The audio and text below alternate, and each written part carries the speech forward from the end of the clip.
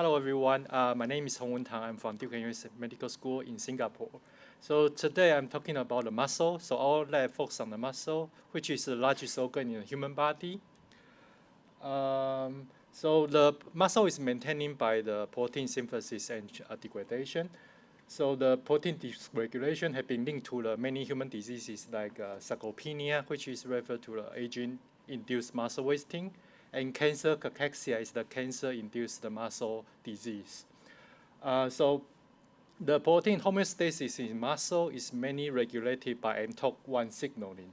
So mTORC1 activation has been shown to induce muscle wasting during aging, but no one ever identified who and how it be induced. So in our lab, we try to use the approach which calls a cross-species approach to identify the conserved regulator of muscle in different species. So what we did is that we collect the muscle tissue from the patient, and we perform the RNA-seq, and from the lost disease differentially expressed genes, it's about like 1,000. And then we use the fly to quickly perform the genetic screen to identify the meaningful one. And then we use the myocyte to quickly identify the downstream target, and finally verify everything in the all mice.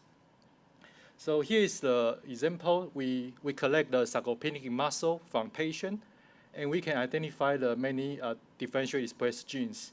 Then we use the fly Drosophila to quickly identify potential regulators. What we did is like we use the climbing assay, which is very easy, just the climbing speed for fly is can reflect the muscle functions. So you can see that the fly climbing, the muscle ability actually decline along the age. But when you knock down the transcriptional factor called Deformed, it can reverse the sarcopenia phenotype. But if you overexpress it, it further enhances it.